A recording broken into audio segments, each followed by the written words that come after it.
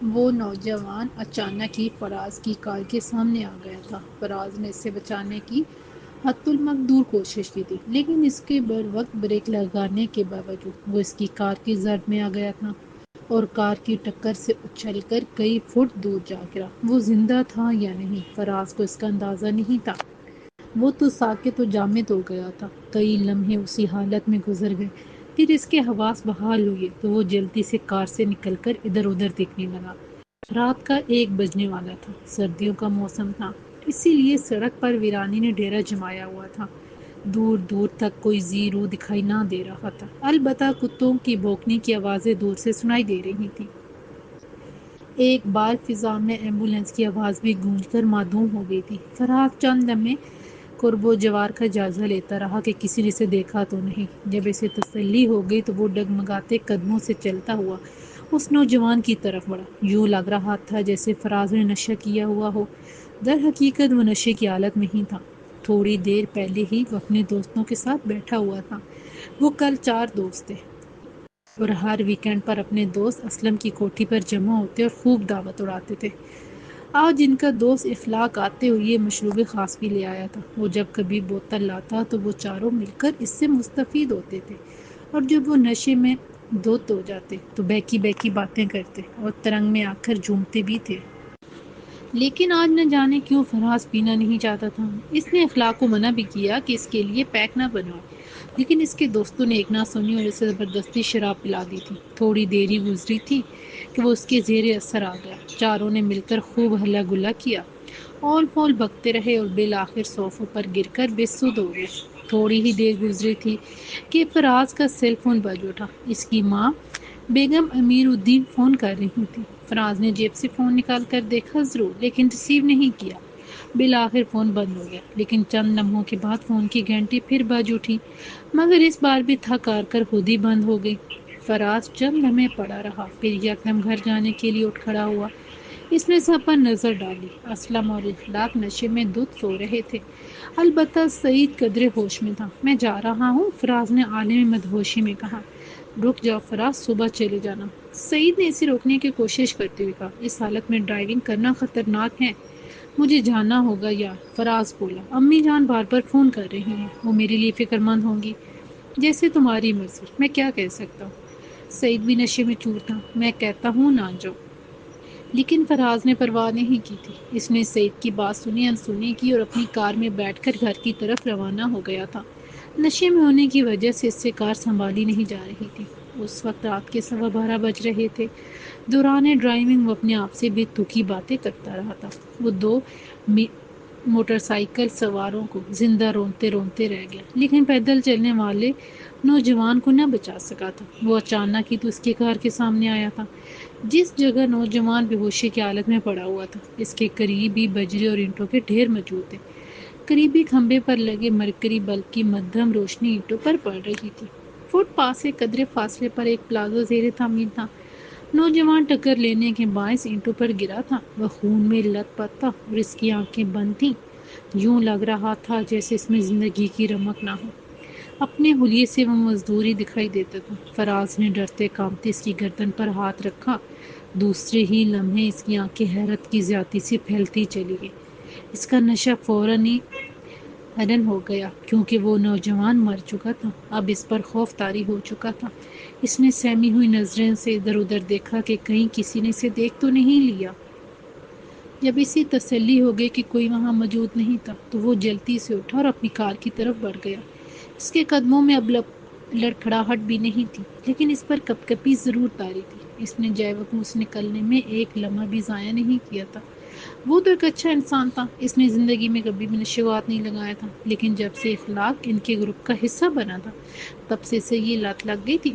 وہ جانتا تھا کہ الخبائث پینے سے انسان ہوش و خود سے بیگانہ ہو جاتا ہے۔ یہی وجہ تھی کہ وہ ہوش و حواس میں نہ ہونے کی وجہ سے ایک نوجوان کی جان لے چکا تھا۔ وہ بڑی مشکل اور عجلت میں ڈرائیونگ کرتا ہوا روانہ ہوا۔ اس دوران بیگم امیر الدین کے کئی فون آئے، لیکن فراز پر اس قدر گھبراہٹ طاری تھی کہ اسے فون کی آواز تک سنائی نہ دی۔ خوش بختی سے وہ خیر و عافیت سے گھر پہنچا۔ بیگم امیر الدین اسی کے انتظار میں جاگ رہی تھی۔ فراز جب تک گھر نہیں آ جاتا تھا وہ سونے کے لیے اپنے کمرے میں نہیں جاتی تھی۔ انہوں نے جب فراز کو نشے کی حالت میں دیکھا تو ان کے چہرے پر افسوس کے تاثرات ابھر آئے۔ انہیں اس کا شراب پینا قطعاً پسند نہیں تھا۔ وہ کئی بار اپنی ناگوارگی کا اظہار کر چکی تھی اور ہر بار وہ یہ کہہ کے ٹال دیتا کہ دوستوں نے زبردستی پلا دی۔ امی جان آپ ابھی تک جاگ رہی ہیں، مجھے تو نیند آ رہی ہے، میں سونے جا رہا ہوں۔ فراز یہ کہہ کر اوپری منزل پر اپنی کمرے میں جانے کے لیے سیڑھیوں کی طرف بڑھا تو انہوں نے اس سے آواز دی، رکو فراز، اور اس کے قدم وہیں جم گئے، مگر اس نے خود کو گرنے سے بچانے کے لیے سیڑھیوں کی گرل کا سہارا لے لیا تھا۔ وہ چلتے اس کے قریب آئی۔ بیٹا تم نے آج پھر پیے؟ ان کی لہجے میں حیرت تھی۔ جی امی، فراز نے صاف گوئی سے کہا۔ وہ شروع سے ہی صاف گو تھا، مبالغہ آرائی، جھوٹ فریب، اگر مگر اس کے سرشت میں نہیں تھا۔ فراز میں نے تمہیں کتنی بار منع کیا، لیکن تم میری ایک بات ایک کان سے سن کر دوسرے سے نکال دیتے ہو، اور پھر نشے کی حالت میں ڈرائیونگ کرنا تو بہت خطرناک ہے، اس حالت میں ایکسیڈنٹ بھی ہو سکتا ہے۔ امی میں نہیں پینا چاہتا تھا، لیکن دوستوں نے زبردستی پلا دی۔ بیگم امیر الدین نے اس کا جملہ مکمل کیا۔ جی امی، اس نے شرابیوں والے انداز میں اقرار کیا، اور کہتے کہتے وہ یکدم رک گیا۔ اگر وہ ان کو بتا دیتا کہ اس نے اس حالت میں ایک نوجوان کی جان لے لی ہے تو ان کی کیا حالت ہوگی۔ یہی وجہ تھی کہ اس نے دانستہ منہ بند کر لیا تھا۔ اور کیا؟ بیگم امیر الدین نے اسے بہت دیکھا کہ کچھ نہیں، وہ ہکلایا۔ اچھا میں جا رہا ہوں، مجھے بہت نیند آ رہی ہے۔ اب کی بار وہ رکا نہیں، لڑکھڑاتے قدموں کے ساتھ گرل کے سہارے سیڑھیاں چڑھتا چلا گیا۔ اپنے کمرے میں جاتے جوتے اتارے بغیر ہی بیڈ پر اوندے منہ گرا، اور پھر اسے کچھ ہوش نہ رہا۔ نشہ اس پر حاوی ہو چکا تھا۔ بیگم امیر الدین اس کے پیچھے پیچھے کمرے میں آئی تھی، اور انہوں نے کفِ افسوس ملتے ہوئے نہ صرف اس کے پیروں سے جوتے اتارے تھے بلکہ اس پر کمبل بھی ڈال دیا تھا۔ صبح جب فراز بیدار ہوا تو مارے درد کے اس کا سر بے حد دکھ رہا تھا۔ اسے کسل ملندی بھی محسوس ہو رہی تھی۔ رات کو وہ جس پوزیشن میں بیڈ پر سویا تھا ابھی تک اسی پوزیشن میں تھا۔ وہ چند لمحے یوں ہی پڑا رہا، پھر اٹھ کر واش روم میں گھس گیا۔ رات والا حادثہ اس کے دماغ سے فی الوقت محو ہو چکا تھا۔ فریش ہو کر وہ ناشتے کی ٹیبل پر پہنچا تو صبح کے 8:30 بج رہے تھے۔ ٹیبل پر صرف اس کی امی موجود تھی، جبکہ چھوٹی بہن نگہت شاید یونیورسٹی جا چکی تھی۔ امی بغور اسے دیکھ رہی تھیں۔ سلام کرنے کے بعد کرسی پر بیٹھتی ہی اس نے ٹیبل پر پڑا اخبار اٹھایا اور سامنے رکھ کر شاید سرخیوں پر سرسری نظر دوڑانے لگا۔ نشہ اتر گیا؟ سلام کا جواب دینے کے بعد دونوں نے استفسار کیا تو اس کے چہرے پر شرمندگی کے تاثرات ابھر آئے۔ امی، وہ دوستوں کی شرارت تھی۔ وہ نظریں اخبار پر گاڑے بولا، آپ تو جانتی ہیں دوستوں میں یہ سب چلتا رہتا ہے۔ اگر دوست زنا کے مرتکب ہوں تو کیا تم بھی یہ گناہ کرنے پر آمادہ ہو جاؤ گے؟ بیگم امیر الدین نے کہا تو فراز دیر سے رہ گیا۔ امی آپ کیا کہہ رہی ہیں؟ بیٹا، انسان جب شراب پیتا ہے نا تو انسان سے درندہ بن جاتا ہے۔ بیگم امیر الدین صراحت سے بولی، اس کی سوچنے سمجھنے کی صلاحیتیں سلب ہو جاتی ہیں۔ اب یہی دیکھ لو، رات تم نشے کی حالت میں ڈرائیونگ کر کے، اگر خدا نہ خواستہ تم سے کوئی ایکسیڈنٹ ہو جاتا تو۔ ایکسیڈنٹ کے ذکر پر فراز کو اپنے اندر جیسے چھن سے کچھ ٹوٹتا ہوا محسوس ہوا۔ یک لخت اس کی آنکھوں کے سامنے خون میں لت پت مزدور کا چہرہ گھوم گیا۔ ایکسیڈنٹ؟ وہ زیر لب بڑبڑا کر رہ گئے۔ آج اخبار میں خبر بھی چھپی ہے، گزشتہ رات ایک کار والے نے ایک مزدور کو کچل دیا، وہ موقع پر ہی جاں بحق ہو گیا، انہوں نے بتایا، اور فراز کو ایک زوردار جھٹکا لگا۔ غیر ارادی طور پر اس نے اخبار پر تیزی سے نظریں گھمانا شروع کر دی۔ بیگم امیر الدین بغور اسے دیکھ رہی تھی۔ فرنٹ پیج کی شاہ سرخیوں پر نظر دوڑانے کے بعد اس نے بیک پیج کھولا۔ دفتن اس کی نظریں خبر پر جم سی گئی۔ وہ دو کالمی خبر ایک حادثے کے حوالے سے تھی۔ کار کی ٹکر لگنے سے مزدور جاں بحق، کار سوار فرار۔ خبر کے مطابق مزدور یاسر معین ایک تعمیراتی پلازہ میں مزدوری کرتا تھا۔ وہ مظفر گڑھ کا رہائشی اور مزدوری کی غرض سے ملتان میں ٹھہرا ہوا تھا۔ رات کو وہ کسی کام سے پلازے سے باہر نکلا تھا۔ عینی شاہد کے مطابق جو یاسر کے ساتھ مزدوری کرتا تھا، یاسر سگریٹ پینے کی غرض سے باہر نکلا تھا جب اسے کسی کار کی بریک لگانے کی آواز سنائی دی تھی۔ کار کے مالک نے اپنی کار سے اتر کر مزدور کو دیکھا اور پھر وہاں سے فرار ہو گیا۔ اندھیرے کے باعث وہ کار کے مالک کی شکل دیکھ سکا تھا اور نہ ہی کار کا نمبر نوٹ کر سکا تھا۔ علاوہ ازیں یاسر گھر کا واحد کفیل تھا۔ اس کی ایک چھوٹی بہن ہے، باپ فوت ہو چکا تھا، اور ماں نابینا ہے۔ پولیس کار سوار کی تلاش میں ہے۔ تفصیل پڑھ کر فراز کی آنکھوں کے سامنے رات والے ایکسیڈنٹ کا منظر کسی فلم کی طرح چلنے لگا۔ وہ حق دک بالکل ساکت بیٹھا تھا، تاہم وہ اس بات پر مطمئن تھا کہ ایمی شاید اسے نہ دیکھ سکا تھا اور نہ ہی اس کی کار کا نمبر نوٹ کر سکا تھا، لیکن اس کی وجہ سے کسی غریب کی جان چلی گئی تھی۔ اس کے متغیر ہوتا چہرہ دیکھ کر بیگم امیر الدین بولی، فراز کن سوچوں میں گم ہو، ناشتہ ٹھنڈا ہو رہا ہے۔ لیکن اس کا دھیان ماں کی طرف کہاں تھا؟ اس کے دماغ میں تو ہلچل مچی ہوئی تھی۔ اس کی آنکھوں کے سامنے بار بار خون میں لت پت مزدور کا چہرہ گھوم رہا تھا۔ وہ منظر کسی بھی طرح بھلانے کے لائق نہیں تھا۔ جب بیگم امیر الدین نے اس کا ہاتھ پکڑ کر جھنجھوڑا تو وہ ہوش و حواس کی دنیا میں آیا۔ جی امی جان، آپ نے کچھ کہا؟ ناشتہ نہیں کرنا؟ وہ متجب ہو کر بولی۔ پڑے پڑے ٹھنڈا ہو رہا ہے۔ جی امی، کرتا ہوں، وہ بمشکل بولا۔ اس نے اخبار طے کر کے میز پر رکھا اور ناشتہ کرنے میں مشغول ہو گیا۔ وہ خبر پڑھ کر اس کی بھوک ختم ہو گئی تھی، لیکن وہ ماں کو پریشان نہیں دیکھنا چاہتا تھا، اسی لیے ناشتہ زہر مار کرنے لگا۔ ناشتہ سے فارغ ہو کر اس نے اٹھ کر ماں کی پیشانی پر بوسہ دیا، جو اس کی عادت تھی، اور پھر دفتر روانہ ہو گیا۔ فراز کی عمر 28 سال تھی۔ وہ ایک ملٹی نیشنل کمپنی کا مالک تھا، جو اسے اپنے والد امیر الدین سے ورثے میں ملی تھی۔ اس نے اپنے والد کی زندگی میں ہی کمپنی جوائن کر لی تھی۔ وہ 2 بہنوں کا اکلوتا بھائی تھا۔ بڑی بہن فرحت شادی شدہ اور 2 بچوں کی ماں تھی۔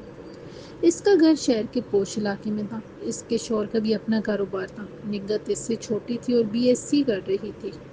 آفس جاتے ہوئے فراز نے دانستہ اسی سڑک کا انتخاب کیا تھا جہاں گزشتہ رات اس نے نشے کی حالت میں ایک مزدور کو کچل کر موت کی وادی میں پہنچایا تھا۔ پلازا کے سامنے سے گزرتے ہوئے اس نے دانستہ کار کی رفتار آہستہ کر دی۔ اس نے دیکھا وہاں لوگوں کے علاوہ پولیس بھی موجود تھی۔ جس جگہ اینٹوں پر مزدور گر کر جاں بحق ہوا تھا، اس کے گرد پولیس نے رسے سے حصار قائم کر دیا تھا۔ پولیس کو دیکھ کر فراز کا دل اچھل کر حلق میں آ گیا اور کئی خیالات اس کے دماغ میں کسمس آ گئے کہ اگر پولیس مزدور کے قاتل کو تلاش کرتی کرتی تک پہنچ گئی تو اس کے سارے کرتوت کھل کر سامنے آ جائیں گے۔ اس کے عزیز و اقارب اور کمپنی کے ملازموں کو پتہ چل جائے گا کہ وہ شراب بھی پیتا ہے تو اس کی خاصی سب کی ہوگی۔ اس کے آگے فراز کی سوچوں کے آگے بن گیا۔ پھر اس نے وہاں رکنا مناسب نہیں سمجھا اور کار آگے بڑھا دی۔ آفس میں بھی اس کا دل نہیں لگ رہا تھا۔ وہ احساس شرمندگی میں گرا ہوا تھا۔ رہ رہ کر اس کی آنکھوں کے سامنے مزدور کا چہرہ آ جاتا تھا۔ اس کے گھر میں تو صف ماتم بچ چکی ہوگی، غم و سوگ کی کیفیت ہوگی۔ اس سے اپنے دوستوں پر بے حد غصہ آ رہا تھا۔ نہ وہ زبردستی سے شراب پلاتے اور نہ ہی اس سے ایکسیڈنٹ ہوتا، حالانکہ وہ بہت محتاط ہو کر ڈرائیونگ کرتا تھا۔ وہ انہی سوچوں میں غلطہ تھا کہ سعید آ گیا۔ اس نے بتایا کہ وہ اس کے آفس کے سامنے سے گزر رہا تھا تو سوچا ملتا جائے۔ فراز نے اس کے لیے چائے منگوائی اور اس کا حال احوال پوچھنے لگا۔ میں تو ٹھیک ہوں، مگر تمہارے چہرے پر پریشانی دیکھ رہا ہوں۔ سعید چائے کا سپ لیتے ہوئے بولا، کیا کچھ ہوا ہے؟ نہیں تو، فراز اکلایا، کچھ بھی نہیں تو۔ میں نہیں مانتا، سعید نے کندھے اچکائے، پھر جتاتے لہجے میں گویا ہوا، میں تمہاری رگ رگ سے واقف ہوں، جو بات ہے تم مجھے کھل کر بتا سکتے ہو۔ تم جانتے ہو کہ میں نہ صرف تمہارا دوست ہوں بلکہ رازداں بھی ہوں۔ جانتا ہوں، فراز نے تائید کی۔ بس تو پھر جلدی سے بتاؤ کیا مسئلہ ہے، سعید نے میز پر کونیاں ٹکاتے ہوئے کہا۔ فراز کشم و کش میں مبتلا تھا۔ اس کے دماغ میں جکھر چل رہے تھے۔ وہ گو مگو کی کیفیت میں تھا کہ کیا وہ حادثے کے بارے میں سعید کو بتائے یا نہیں۔ یہ ساجدہ کے اخلاق اور اسلم کی نسبت سعید اس کا نہ صرف گہرا دوست بلکہ رازداں بھی تھا۔ اس نے کبھی اس کا کوئی راز افشا نہیں کیا تھا، یہی اس کی بہت اچھی خوبی تھی۔ کیا کوئی لڑکی وڑکی کا چکر ہے؟ جب کافی دیر بعد بھی فراز نے جواب نہ دیا تو سعید نے اپنی دائیں آنکھ دباتے ہوئے کہا، نہیں یار، فراز جھنجھلایا، تم جانتے ہو میں لڑکیوں کے چکر میں نہیں پڑتا۔ تو پھر کیا، کسی کو قتل کر بیٹھے ہو؟ قتل؟ فراز کے دل کی دھڑکن بڑھ گئی اور چہرے کی رنگت متغیر ہو گئی۔ یا اگر تم سے کسی کا قتل ہو گیا تو بھی بتا دو، میں ہوں نا، تو میں کچھ نہیں ہونے دوں گا، سعید نے کہا۔ اس سے پہلے کہ فراز کوئی بات کرتا، دفتر دروازے پر دستک ہوئی تو اس نے چونک کر دروازے کی طرف دیکھا۔ چند لمحوں بعد دروازہ کھلا اور فراز کی سیکرٹری ٹرے اٹھائے اندر داخل ہوئی۔ وہ چائے لے کر آئی تھی۔ اس نے ایک کپ ان دونوں کے سامنے رکھا، پھر فراز سے مخاطب ہوئی، سر اور کچھ چاہیے؟ نہیں شکریہ، فراز نے نفی میں سر ہلاتے ہوئے کہا تو وہ واپس مڑ گئی۔ بہت مذاق ہو گیا، اب بتاؤ کیا مسئلہ ہے تمہارے ساتھ؟ سعید نے سنجیدہ لہجے میں کہا۔ لمحاتی توقف کے بعد فراز نے کہا، یار مجھ سے ایک بہت بڑی غلطی ہو گئی ہے۔ غلطی؟ کیسی غلطی؟ سعید نے کپ اٹھاتے ہوئے استفسار کیا، پھر چائے کی چسکی لی اور کپ دوبارہ میز پر رکھتے ہوئے بولا، کیا کسی لڑکی کو چھیڑ دیا؟ فراز خفگی سے بولا، یار تم سنجیدہ ہو جاؤ، میری جان پر بنی ہے اور تم مذاق کرنے پر تلے ہوئے ہو۔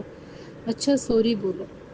فراز ایک بار پھر کش میں مبتلا ہو گیا۔ بولنے سے پہلے اس نے دروازے کی طرف دیکھا، پھر نہ جانے کیا اس کے دل میں آیا کہ اٹھ کر دروازے کی طرف گیا اور دروازہ کھول کر باہر جھانکا۔ شاید وہ دیکھنا چاہتا تھا کہ دروازے کے پاس کوئی کھڑا تو نہیں ہے جو ان کی باتیں سننے۔ وہاں کوئی نہیں تھا۔ سیکرٹری اپنی کرسی پر براجمان تھی۔ اس کے سامنے میز پر LCD پڑی تھی اور دائیں طرف ایک ٹوکری جس میں چند فائلیں تھیں۔ اس کے عقب میں دیوار کے ساتھ لوہے کی ایک بڑی سی الماری تھی۔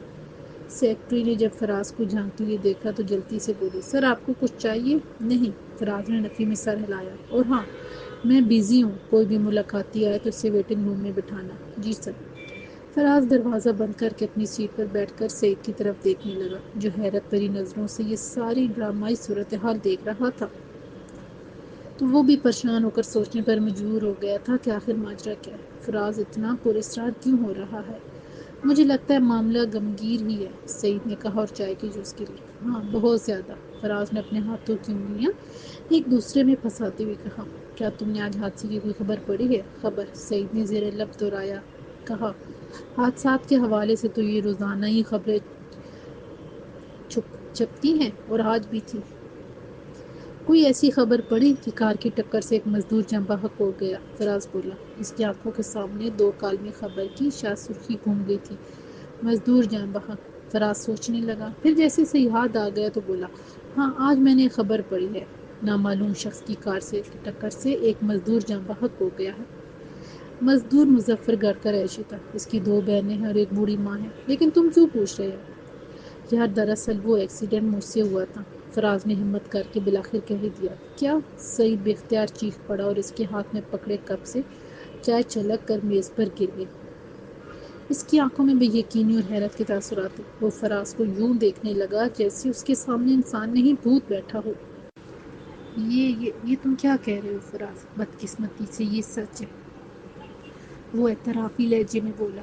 او، سعید کی پریشانی میں اضافہ ہوا، لیکن اس میں میرا کوئی قصور نہیں ہے، یہ سب تم لوگوں کی وجہ سے ہوا ہے۔ نہ تم سب زبردستی مجھے شراب پلاتے، حالانکہ میں نے تم سب کو روکا بھی تھا، مگر وہ افسوس بھرے لہجے میں بولا، یہ ٹھیک ہے کہ ہم نے تمہیں زبردستی شراب پلائی تھی، لیکن میں نے تمہیں گھر جانے سے روکا تھا کہ نشے کی حالت میں ڈرائیونگ کرنا نقصان دہ ہے، لیکن تم نے میری بات نہیں مانی اور چلے گئے، سعید نے کہا۔ اس نے کپ میز پر رکھ دیا تھا، جبکہ فراز نے چائے کو ہاتھ تک نہیں لگایا تھا۔ اب اس بحث کا کوئی فائدہ نہیں ہے، فراز نے کہا، تم مجھے مشورہ دو کہ میں کیا کروں۔ پولیس انویسٹیگیشن کر رہی ہے، اگر وہ مجھ تک پہنچ گئی تو میں کیا کہہ سکتا ہوں؟ سعید نے کندھے اچکائے۔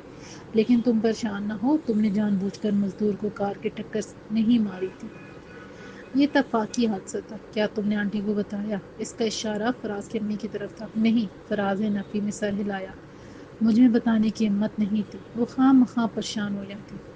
سعید نے ہمکاری بھری اور کپ اٹھا کر باقی ماندہ چائے ایک ہی سانس میں اپنے حلق میں انڈیل دی۔ البتہ فراز کی چائے ٹھنڈی ہونے کے ساتھ ساتھ رنگت بھی بدل رہی تھی۔ سعید نے خالی کپ میز پر رکھتے ہوئے کہا، بے فکر رہو، میں اس حادثے کے متعلق کسی سے ذکر نہیں کروں گا۔ تم ایک کام کر سکتے ہو، فراز نے پوچھا۔ کیا؟ سعید مستفسر ہوا۔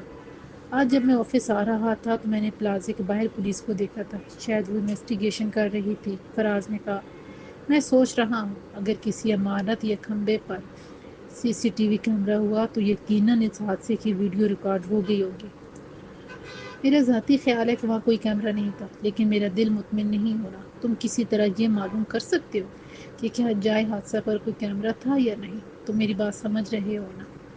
ہاں میں سمجھ گیا، سعید نے تائیدی لہجے میں کہا۔ تم مجھے اس پلازے کا ایڈریس بتاؤ، میں کچھ کرتا ہوں۔ فراز نے اسے جائے حادثے کا نام اور زیر تعمیر پلازے کے بارے میں بتایا تو اسی وقت روانہ ہو گیا۔ اس کے جاتے ہی فراز نے کرسی سے ٹیک لگا کر آنکھیں موند لیں۔ اس کی بے چینی کسی طرح بھی ختم نہیں ہو رہی تھی۔ تھوڑی دیر کے بعد اس نے آنکھیں کھول لی اور سیکرٹری کو فون کر کے کپ لے جانے کا کہا۔ سعید کی واپسی 1.5 گھنٹے بعد ہوئی تھی۔ وہ سنجیدہ دکھائی دے رہا تھا۔ کیا ہوا؟ فراز نے چھوٹتے ہی اس سے استفسار کیا۔ جائے حادثہ کے پاس ایک کھمبے پر سی سی ٹی وی کیمرہ لگا ہوا ہے، سعید نے غمگین لہجے میں بتایا۔ حادثے کا سین ریکارڈ ہو گیا ہے جس میں تمہاری کار اور اس کا نمبر واضح دکھائی دے رہا ہے، لہٰذا پولیس کو تمہارے بارے میں معلوم ہو گیا ہے اور وہ یہاں پہنچنے والی ہے۔ اس سے پہلے کہ وہ یہاں آئے تم فرار ہو جاؤ۔ کیا؟ فراز کو اپنا دل بند ہوتا ہوا محسوس ہوا۔ خوف و دہشت سے اس پر سکتہ طاری ہو گیا تھا۔ میں کہاں جاؤں؟ کہیں بھی۔ وہی ہوا جس کا ڈر تھا۔ فراز کی صورت رونے والی ہو گئی تھی۔ یہ مجھ سے کیا ہو گیا ہے؟ کاش میں تمہاری بات مان لیتا۔ اب پچھتائے کیا ہوت جب چڑیا چگ گئیں کھیت، سعید نے محاورہ بولا۔ وہ چند لمحوں تک سنجیدہ نظروں سے اس کی حالت سے محفوظ ہوتا رہا، پھر یکدم زور سے کہکہ لگا کر ہنس پڑا۔ تم کس لیے کہکہ لگا رہے ہو؟ فراز نے پوچھا۔ میری بے بسی پر۔ یار تمہاری تو یہ حالت ہو گئی تھی کہ کاٹو تو بدن میں لہو نہیں۔ وہ ہنستے ہوئے بولا۔ میں تم سے مذاق کر رہا تھا۔ مذاق؟ فراز کی سمجھ میں کچھ نہیں آیا۔ ہاں فکر نہ کرو، جائے حادثہ یا قرب و جوار میں کوئی سی سی ٹی وی کیمرہ نہیں تھا، اس لیے تمہاری بچت ہو گئی ہے، سعید نے جواباً کہا۔ میں نے پوری طرح اطمینان کر لیا ہے۔ فراز کا دل چاہا کہ اس کو قتل کر دے، اس کے مذاق نے تو اس کی پیروں تلے سے زمین ہی کھینچ لی تھی۔ اس کا دل بری طرح دھڑک رہا تھا۔ وہ خفگی سے بولا۔ یار تو بہت برا ہے، تو نے تو میری جان ہی نکال دی تھی۔ پولیس انویسٹیگیشن کر رہی ہے لیکن اسے کوئی ثبوت نہیں ملا۔ سعید سنجیدہ ہوا۔ لیکن مجھے نوجوان مزدور کے جاں بحق ہونے کا بہت دکھ ہے، نہ جانے اس کے گھر والوں پر کیا گزر رہی ہوگی۔ دکھ تو مجھے بھی بہت ہے، فراز نے گہری سانس لیتے ہوئے کہا، لیکن اب کیا کیا جا سکتا ہے؟ جو ہونا تھا وہ ہو چکا، سعید نے کہا۔ آئندہ احتیاط کرنا۔ میرے تو باپ کی بھی توبہ جو میں کبھی شراب کو ہاتھ بھی لگاؤں، فراز نے کانوں کو ہاتھ لگاتے ہوئے کہا۔ سعید نے محض سر ہلانے پر ہی اتفاق کیا تھا۔ 3 دن گزر گئے تھے۔ پولیس حادثے کے متعلق تفتیش کر رہی تھی لیکن اسے کوئی ایسا ثبوت نہیں ملا تھا جس کے سبب وہ کار کے مالک تک پہنچ پاتی۔ جائے حادثہ سے قدرے فاصلے پر ایک عمارت پر سی سی ٹی وی کیمرہ تو نصب تھا لیکن جائے حادثہ اس کی رینج سے کچھ دور تھی، اسی لیے پولیس گو مگو کی کیفیت میں مبتلا تھی۔ اخبارات میں روزانہ کی بنیاد پر اس حادثے کے حوالے سے خبریں شائع ہو رہی تھیں جو بعد ازاں بند ہو گئی۔ فراز بھی آئے دن مضطرب رہنے لگا تھا۔ اس کے دماغ میں صرف ایک ہی بات تھی کہ اگر وہ پکڑا گیا تو کیا مزدور کے قتل کے الزام میں اسے سزا ہو جائے گی۔ اسی خوف کے باعث وہ ہر وقت پریشان رہنے لگا۔ اس کی بھوک پیاس اٹھ چکی تھی، راتوں کی نیند حرام ہو گئی تھی، وہ رات گئے تک جاگتا رہتا تھا اور اگر اسے نیند آ بھی جاتی تو وہ حادثہ ڈراؤنا خواب بن کر اسے بیدار کرنے پر مجبور کر دیتا۔ اس رات بھی ایسے ہی ہوا تھا۔ فراز کو رات گئے بڑی مشکل سے نیند آئی تھی۔ وہ 1 گھنٹے بھی نہ سو پایا تھا کہ خواب میں اسے پولیس والا دکھائی دیا جس کے ہاتھ میں ہتھ کڑی تھی اور وہ ہتھ کڑی لیے اس کی طرف بڑھتے ہوئے کہہ رہا تھا، تم قاتل ہو، تم نے ایک غریب مزدور کی جان لی ہے، تم سزا سے نہیں بچ سکتے۔ نہیں نہیں، میں نے یہ جان بوجھ کر نہیں کیا، مجھے چھوڑ دو، مجھے چھوڑ دو۔ اگلے ہی لمحے خواب کا منظر بدل گیا۔ اب کی بار اسے مزدور کی بہنیں اور ماں دکھائی دی، وہ بھی اسے برا بھلا کہہ رہی تھی۔ فراز روتے ہوئے یہ نفی میں سر ہلا رہا تھا کہ یہ حادثہ اس نے جان بوجھ کر نہیں کیا، مجھے معاف کر دو، مجھے معاف کر دو۔ اگلے ہی پل وہ چیختا ہوا اٹھ بیٹھا۔ سرد موسم کے باوجود اس کا چہرہ پسینے سے تر تھا۔ وہ بے حد گھبرایا ہوا تھا۔ اس نے ادھر ادھر دیکھا، وہ اپنے کمرے میں اپنے بیڈ پر موجود تھا۔ اس نے سائڈ ٹیبل پر رکھے گلاس میں پانی ڈالا اور ایک ہی سانس میں پی گیا۔ اس کے باوجود اس کا سانس دھونکنے کی مانے چل رہا تھا۔ وہ خود کو پرسکون کرنے کی بے حد کوشش کر رہا تھا۔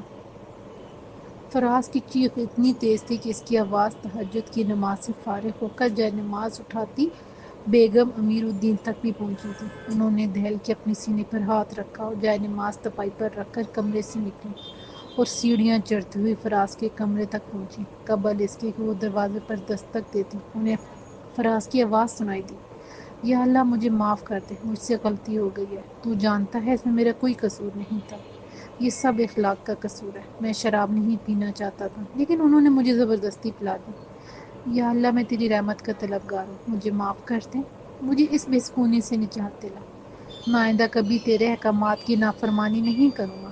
پھر اس کے پھوٹ پھوٹ کر رونے کی آواز سنائی دی۔ وہ سمجھ گئیں کہ فراز کو اپنی غلطی کا احساس ہو گیا، تب بھی وہ پروردگار سے معافی مانگ رہا ہے۔ وہ کافی دیر دروازے پر کھڑی اس کی باتیں سنتی رہی۔ وہ مسلسل روتے ہوئے دعاؤں میں گم تھا۔ پھر آہستہ آہستہ اس کی آواز معدوم ہو گئی، شاید وہ روتے روتے سو گیا تھا۔ یا اللہ میرے بیٹے کو سکون عطا فرما، اس کی خطا کو معاف کر دے۔ وہ بڑبڑاتی ہوئی سیڑھیوں اترتی چلی گئی۔ وہ اس حقیقت سے قطعی بے خبر تھی کہ فراز نے نشے کی حالت میں ایک مزدور کو ٹکر مار کے ہلاک کر دیا ہے۔ اب وہ کسی گناہ کی معافی مانگ رہا ہے۔ وقت گزرنے کے ساتھ ساتھ فراز کی حالت عجیب ہوتی جا رہی تھی۔ حادثے کے بعد اس کا ذہنی و قلبی سکون جیسے غارت ہو گیا تھا۔ اس رات کے بعد سے اس کی اخلاق اور اسلم سے کوئی ملاقات نہیں ہوتی، البتہ سعید اس کے ساتھ مسلسل رابطے میں تھا۔ پھر وقت گزرتا رہا اور یہ کیس بھی دب گیا، لیکن فراز کے دل کو کسی طور سکون نہیں مل رہا تھا۔ جب جب مزدور کا چہرہ اس کی آنکھوں کے سامنے آتا، اس کے گھر والوں کے بارے میں سوچ آتی، وہ خود کو قصوروار کہنے پر مجبور ہو جاتا۔ اس کی وجہ سے گھر کا واحد کفیل دنیا سے چلا جاتا۔ اب نہ جانے اس کی ماں بہنوں کا کیا حال ہوگا، وہ کیسے گزر بسر کر رہی ہوں گی۔ اس دن بھی وہ آفس میں بیٹھا مزدور یاسر کے گھر والوں کے بارے میں سوچ رہا تھا۔ اس کے وجود پر کبیدگی اور دل پر بوجھ سا محسوس ہو رہا تھا۔ یہی وجہ تھی کہ کام میں اس کا دل نہیں لگ رہا تھا۔ چنانچہ اس نے مینیجر کو ہدایت دی، اپنا سیل فون اور کار کی چابیاں اٹھائیں اور گھر کی طرف روانہ ہو گیا۔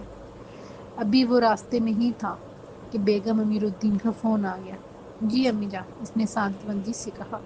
بیٹا تمہاری بہن فرحت آئی ہے، بیگم امیر الدین نے کہا۔ ملازمہ کی بیٹی کی طبیعت اچانک خراب ہو گئی ہے تو وہ چلی گئی ہیں، تم کسی کے ہاتھ گوشت بھجوا دو۔ امی جان میں خود آ رہا ہوں اور گوشت لیتا آؤں گا، اس نے جواباً کہا۔ کیوں بیٹا، کیا ہوا؟ امی جان بس آج کام کرنے کو دل نہیں چاہ رہا تھا، اس نے کہا، اس لیے سوچا آفس سے چھٹی کر لوں۔ ٹھیک ہے چلو گوشت لیتے ہیں۔ رابطہ منقطع ہونے پر فراز نے سیل فون ڈیش بورڈ پر رکھا اور پوری توجہ سے ڈرائیونگ کرنے لگا۔ گوشت خرید کر وہ گھر پہنچا تو اس کا بھانجا اور بھانجی ماموں آ گئے کہتے ہوئے اس کی طرف لپکے۔ وہ ان سے فارغ ہونے کے بعد فرحت باجی سے ملا۔ وہ اس سے 4 سال بڑی تھی۔ اس کو دیکھ کر تعجب سے بولی، خیر تو ہے؟ دبلے ہوتے جا رہے ہو۔ نہیں باجی، اتنے دن بعد دیکھا ہے نا آپ نے۔ فراز نے چہرے پر مسکراہٹ سجانے کی کوشش کرتے ہوئے کہا، آپ سنائیں، آپ کیسی ہیں؟ بھائی صاحب نے یہاں آنے کی اجازت دے دی؟ اجازت دی ہے تو آئی ہوں نا، وہ بھی زیر لب مسکرائی۔ پھر وہ سب ڈرائنگ روم کی طرف بڑھے جہاں ایک لڑکی بیٹھی ہوئی تھی۔ فراز نے اسے دیکھا تو دیکھتا ہی رہ گیا۔ لڑکی سادہ سے لباس میں ملبوس تھی، چہرہ بھی میک اپ سے عاری تھا۔ اس کی سادگی میں بے پناہ حسن تھا۔ وہ ان سب کو دیکھ کر اٹھ کھڑی ہوئی اور سلام کر دیا۔ وعلیکم السلام، فراز نے جواب دیا۔ پھر وہ دھیمی آواز میں فرحت سے مخاطب ہوا، باجی یہ کون ہے؟ یہ میری ملازمہ شمیم کی بیٹی رحیلہ ہے، شمیم پچھلے ہفتے فوت ہو گئی تھی، فرحت نے بتایا۔ بیچاری اپنی بیٹی کی ناگہانی موت کا اثر دل پر لے گئی تھی۔ اس کا بیٹا ایک کار حادثے میں مر گیا تھا۔ فراز دک سے رہ گیا۔ یک لخت اس کا دھیان اس مزدور کی طرف چلا گیا۔ فرحت مسلسل بول رہی تھی، بیچاری کا بھی اس دنیا میں کوئی نہیں ہے، رشتہ داروں نے بھی اپنے پاس رکھنے سے انکار کر دیا، تبھی اس نے مجھ سے بات کی تو میں اسے اپنے پاس لے آئی، اب یہ ہمارے ساتھ ہی رہا کرے گی۔ فراز نے کوئی جواب نہ دیا۔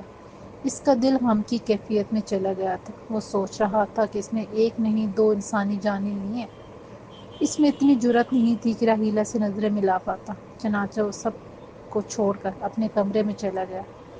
واش میں جا کر اس نے اپنے چہرے پر پانی کے چھینٹے مارے اور آئینے میں خود کو دیکھنے لگا۔ وہ کافی دیر تک خود کو آئینے میں دیکھتا رہا۔ اس کی آنکھیں نم ہو گئیں۔ کاش میں نے شراب نہ پی ہوتی، کاش وہ مزدور میری کار کے سامنے نہ آیا ہوتا، کاش وہ خود کو ملامتی لہجے میں کہتا چلا گیا۔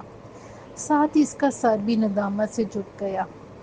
میں نوشی کے باعث وہ 2 جانوں کا قاتل بن گیا تھا۔ اخلا، میں تمہیں کبھی معاف نہیں کروں گا۔ تمہاری وجہ سے یہ مجھ سے حادثہ ہوا ہے، میں کیا کروں، میرے دل کو سکون نہیں مل رہا، کیا کروں۔ اس کی آواز واش روم میں گونجتی چلی گئی تھی۔ چند لمحوں بعد اس نے واش روم کا دروازہ کھولا تو ساکت رہ گیا۔ دروازے پر فرحت سپاٹ لہجہ لیے کھڑی تھی۔ آپ؟ وہ بمشکل بولا، میں نے تمہاری باتیں سن لی ہیں، اس نے اسپاٹ لہجے میں کہا۔ دراصل وہ کسی کام سے اس کے پاس آئی تھی، اس کمرے میں نہ پا کر وہ جانے لگی تو واش روم سے اس کی آواز سنائی دی تھی۔ وہ اس کی باتیں سن کر تو دم بخود ہی رہ گئی تھی۔ جی، دم بخود ہونے کی باری اب فراز کی تھی۔ میں سمجھا نہیں، یہاں آ کر بیٹھو، مجھے پوری بات بتاؤ۔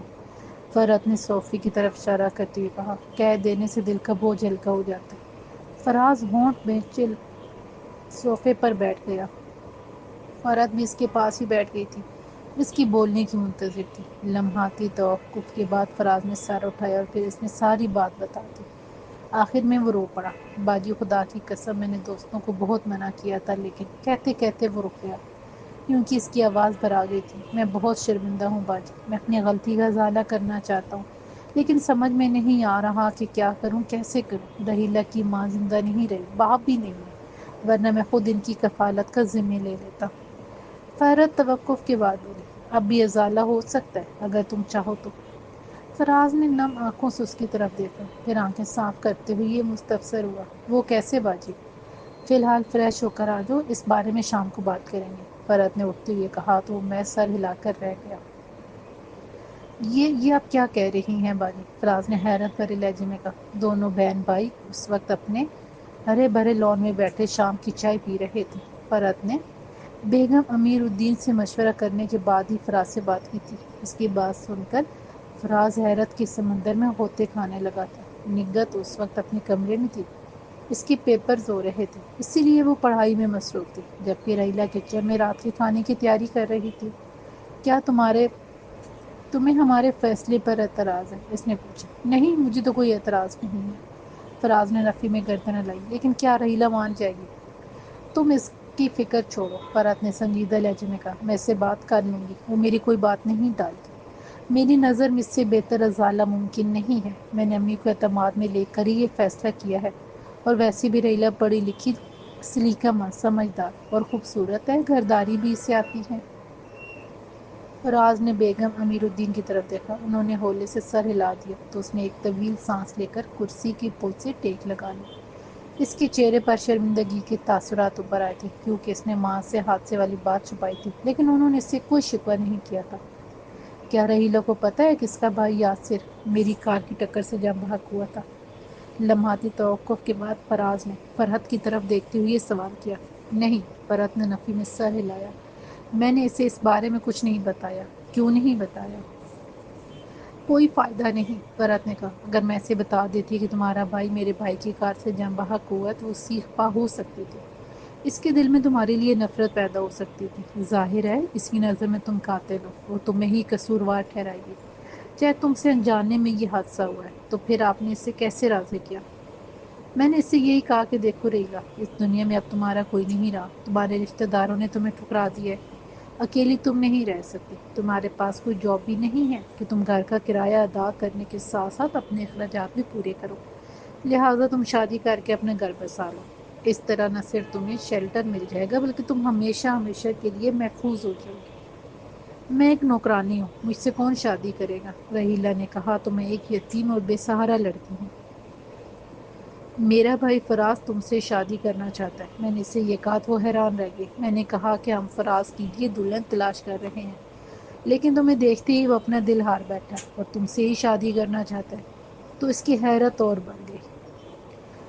برکیف میں اسے راضی کرنے میں کامیاب ہو گئی اور اس نے تم سے شادی کرنے کے لیے رضامندی دے دی ہے۔ فرحت نے زیر لب مسکراتے ہوئے کہا تو وہ ایک طویل سانس لے کر رہ گیا۔ آپ دنیا والوں کو کیا بتائیں گے؟ فراز نے پوچھا، کہ میں نے امیر لڑکیوں کو چھوڑ کر ایک غریب نوکرانے سے شادی کر لی؟ دنیا کی فکر چھوڑو، فرحت نے ناصحانہ لہجے میں کہا، دنیا والوں کا تو کام ہی ہے باتیں بنانا، ہم یہی شو کریں گے کہ رحیلہ ہماری دور پرے کی قصد ہے۔ فراز نے کپ اٹھا کر چائے کا گھونٹ لیا، اس کی آنکھوں میں ایک بار پھر اس نوجوان مزدور کا خون آلود چہرہ گھوم گیا تھا۔ عین اسی وقت فرحت کی آواز اس کی سماعت سے ٹکرائی، پرسوں جمعے کو تمہارا رحیلہ کے ساتھ نکاح ہے۔ اور فراز نے خاموشی سے سر جھکا دیا کہ اپنے جرم کے ازالے کا اس سے بہتر کوئی طریقہ نہیں تھا۔